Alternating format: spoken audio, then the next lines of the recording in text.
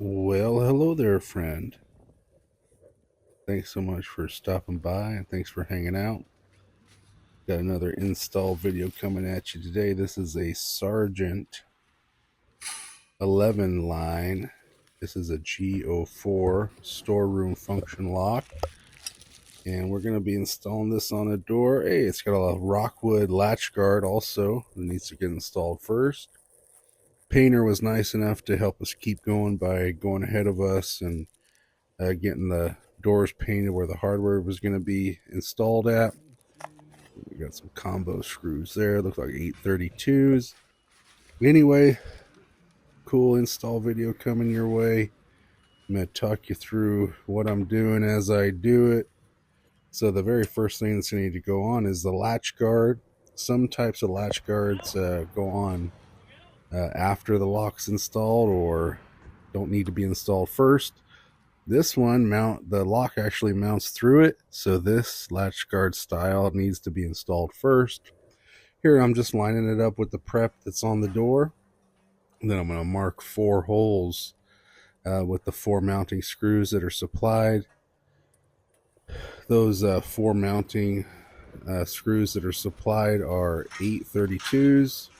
So I'm going to pre-drill a 1/8 inch hole and then tap them with the 832 tap and then use those combo screws. The one thing that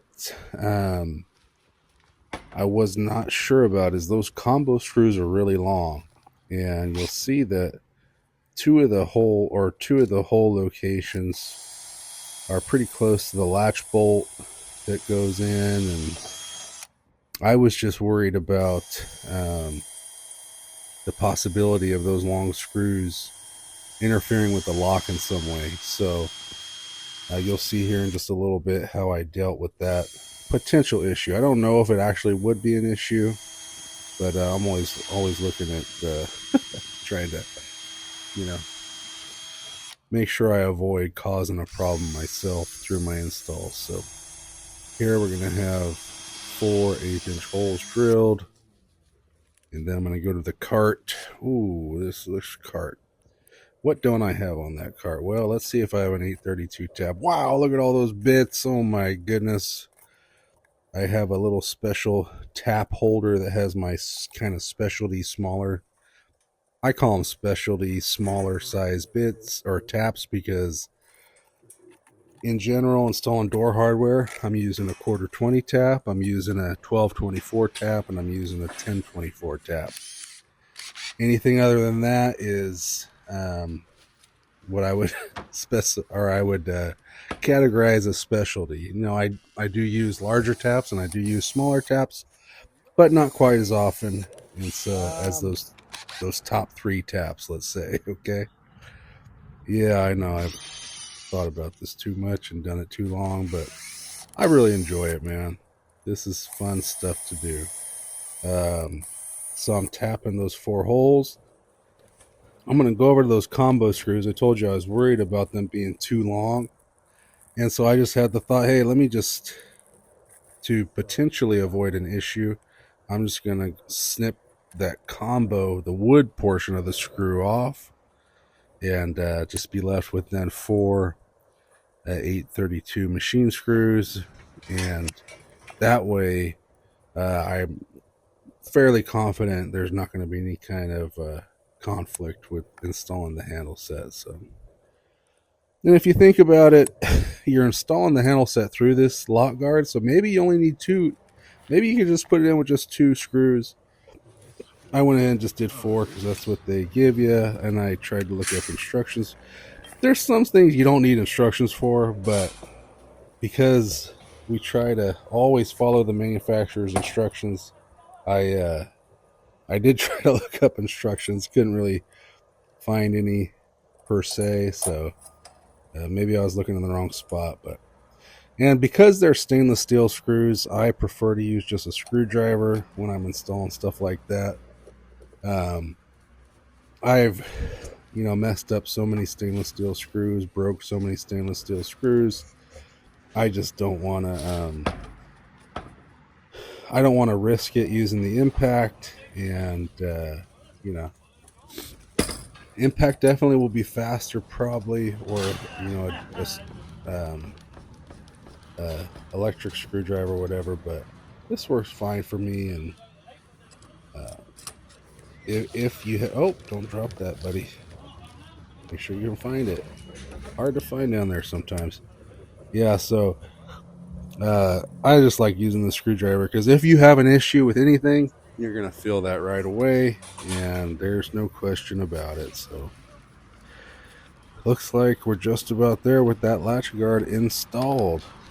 Very nice. The doors came prepped correctly. There's a little cutout for this handle set where the rose goes. There's little kind of oh wait, what are we looking at here? Oh, that's the special very short tailpiece for a Schlage cylinder, which they are using out here. So that tailpiece is only like 3/8 of an inch long. We had run out of temp cylinders at the moment, so at this point I am not installing temp cylinders. But it's a very important tailpiece to keep. You can always just cut the other tailpieces short also if you needed to. But anyway, yeah, saving that. So here we go. Here's the assembly we got here. I'm going to take it apart and then put it back together in the door.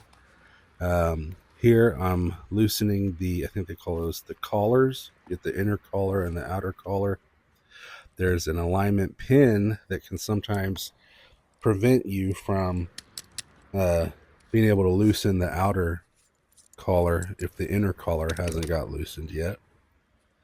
So that's what I'm messing with right there, is loosening that inner collar enough so that aligning pin drops down, and then you can take them both off, no problemo.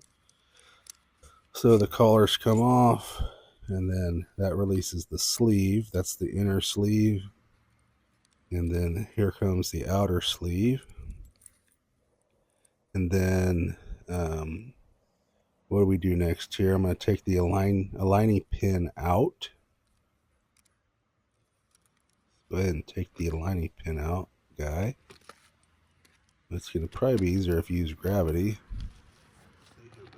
Gravity is your friend in this scenario. Let gravity do its work. Here comes the aligning pin out of the bearing assembly. And there it is. Aligning pin is out. Now, normally you'll just slip that bearing assembly in to the big hole in the door, and then slip the latch bolt in from the side, and they'll engage with each other, and then you'll stick that aligning pin in and everything lines up great. That's what I'm going to try to do here. But I remember I ran into an issue. Make sure that latch bolt's facing the right way, of course, towards the strike, towards the latch. I try to give you a view that it lines up here, but I run into a different issue where the prep in the metal door is not letting the latch bolt sit flush just on its own. The prep is too small for the latch bolt, and it's not a case where it's like close where I could just take if it was close, I'd probably take maybe like a rubber mallet very carefully and try to tap it, but it was not close at all. That thing was just not going in. So I'm gonna have to get our customer lockable today. I'm gonna have to now I'm trying to just disable the parts. I don't want to lose that alignment pin, especially because I'm working over dirt.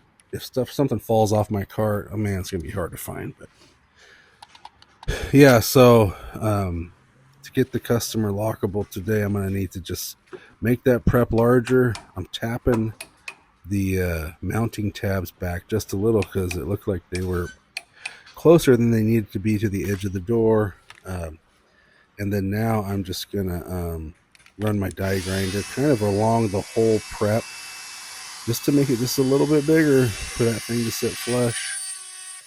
And this die grinder tool I love. It's very useful in many ways.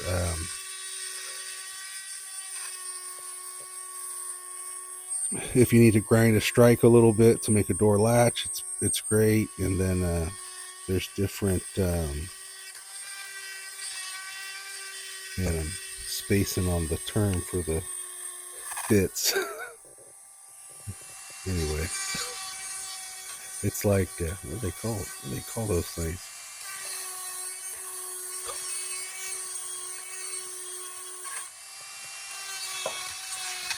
But yeah, there's different shape bits that go into the end of this tool that are really good for different applications. And I'm just trying to make that prep just a little bit here. It's not pretty. It's a little ugly. By the time we're all said and done, the painter's been back to this for the final coat and everything will look good. But yeah, it's the only way today that latch bolt was going to get in there. So that's what we did for our customer. Made it happen, Captain. Let's see if it fits. I'm going to put that delineator behind the door to keep it from... It was pretty windy today, and after I get this handle set on, I'm going to get the closer on too. Ooh, that looks nice. Nice and flush. That's the way it's supposed to look. All right, latch guard's in. Prep in the door is fixed. Let's put the bearing assembly in the door, slide the latch bolt in, and then slide the aligning pin in. What are you waiting for, guy? Let's get her done. Bearing assembly's in. And here comes latch assembly. Let's get that guy in there. And so then the aligning pin, and the aligning pin goes in from the outside or the secure side of the door. So let's slide that aligning pin in. You got it. Very good. Okay, and then what are we doing? Then those inner and outer sleeves, or let's see, what am I missing? Oh, I'm going to put the latch assembly screws in first. That's a good idea. Let's do that.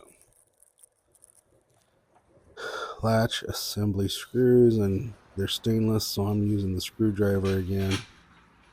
Like I said, I've used the impact. You can use the impact.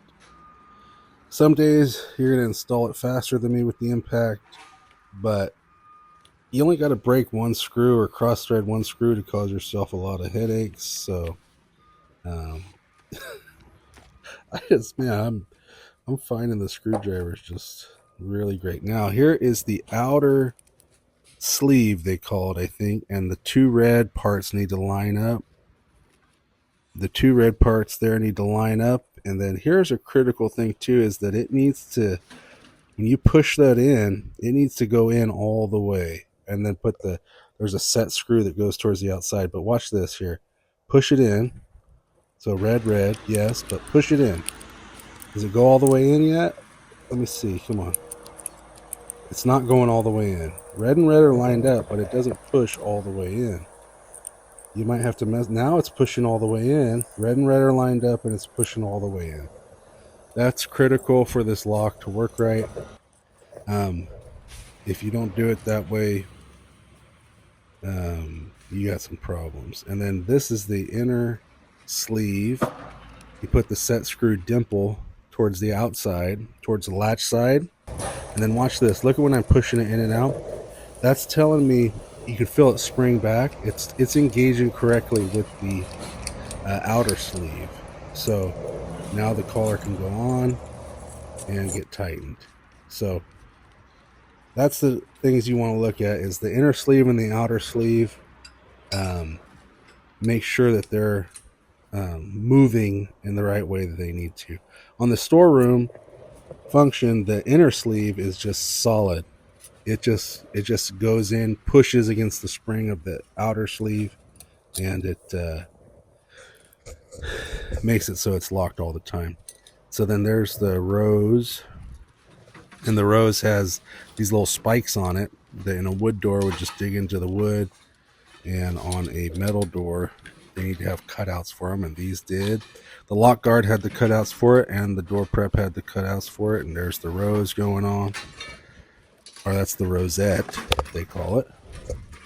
And then same thing on the inside, you got those little pokey things, and they're going to go in the prep that should be there in the door.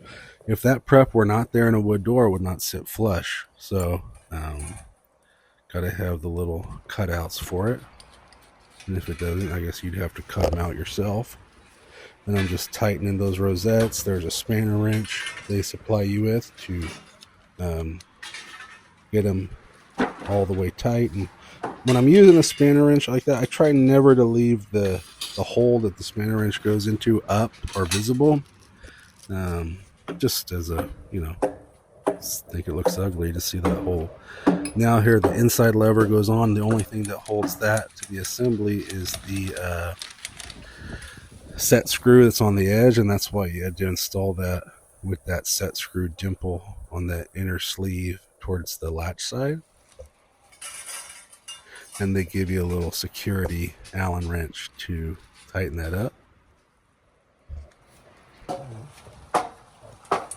Now for the outside lever, and like I said, I'm not going to be installing a core on this one today, unfortunately, because we were out of temporary cores, but you'll see there's a button there that locks the handle set in. Right now I can't push it in because of the orientation of the cams inside here. I'm going to turn it a little and then I can push that in. Now I'll be able to easily slide the outside lever on, and then I'm going to stick my screwdriver back in and turn it just a little bit again, and that little pin is going to release and it's locked in there.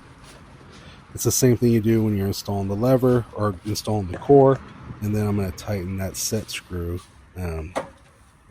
to finish the installation of the outside lever. This will have to come back off, obviously, to get the core in, but we're helping them out now. You don't always have everything you need, do you? But this gets us most of the way there. So next step is installing the strike plate, and man, we're just almost done here. This has been a fun install, man. I love it when I have 100 of these to do. You just keep getting, you figure out things as you keep going, and then unfortunately I don't install them for a year and then have to kind of relearn it all again. But yeah, no, these are great. These locks work great. See a lot of the classroom function where you got double cylinders on each side. And yeah, I enjoy installing these. So thanks so much for hanging out with me. Thanks for checking it out. And please keep sharing the channel. That's making such a difference and helping so much. So catch you next time. And until then, happy hardwaring, everybody.